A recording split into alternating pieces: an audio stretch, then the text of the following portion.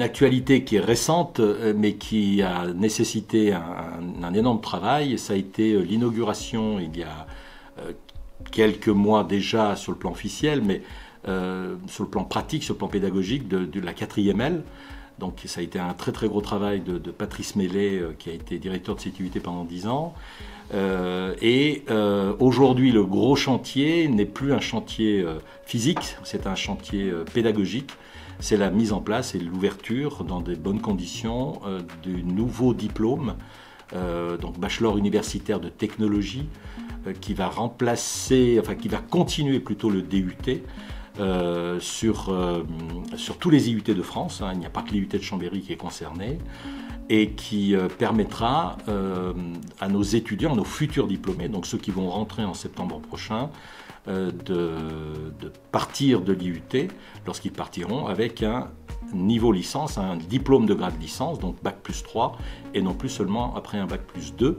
Et en parallèle à la mise en place des BUT, il y a toute la réflexion d'accompagnement de ce BUT sur la professionnalisation, pour accompagner justement cette insertion professionnelle à terme d'au moins 50% de nos futurs diplômés. L'une des voies à privilégier, c'est l'alternance.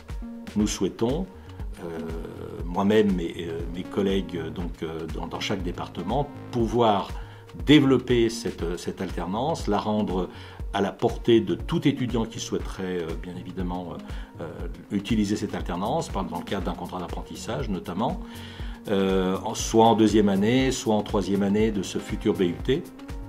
Donc ça, c'est un gros chantier, parce que ça suppose un accompagnement de notre part, mais ça suppose aussi un accompagnement de la part de nos partenaires, donc les entreprises qui prennent nos étudiants, et puis en interne, la participation active du club des entreprises. J'en profite pour faire un appel. Si vous avez la possibilité d'accueillir des stagiaires, d'accueillir des alternants, n'hésitez surtout pas à nous le faire savoir, à vous connecter sur le site de l'IUT. Je m'adresse aussi éventuellement aux anciens diplômés. Sachez que l'IUT se souvient de vous, et si vous vous souvenez de nous de manière positive, pensez à ce que vous-même avez pu trouver dans ces stages, dans ces alternances. Vous êtes aujourd'hui dans le monde de l'entreprise, vous êtes aujourd'hui des professionnels en activité. N'oubliez pas de donner aussi la possibilité donc à vos successeurs d'en bénéficier à un moment ou à un autre. Donc les stages sont toujours ouverts, donc ils vont bientôt démarrer. La campagne, je dirais, se déroule plutôt bien, mais forcément tout le monde n'a pas encore trouvé un stage. L'alternance également, la campagne d'alternance a démarré, donc nos licences professionnelles sont toujours existantes. Là-dessus d'ailleurs, je voudrais également préciser que les licences professionnelles ne vont pas s'arrêter parce que le BUT commence. Il va y avoir une continuité de ces licences professionnelles, et éventuellement une continuité avec une intégration, je dirais, dans le cadre du BUT. Donc en alternance, nous avons besoin d'entreprises, comme les entreprises ont besoin de futurs collaborateurs qui sont formés à des techniques récentes, qui sont opérationnelles très rapidement. Donc voilà, merci par avance à ceux qui les accueilleront, et encore bravo à ceux qui aujourd'hui font en sorte de réussir.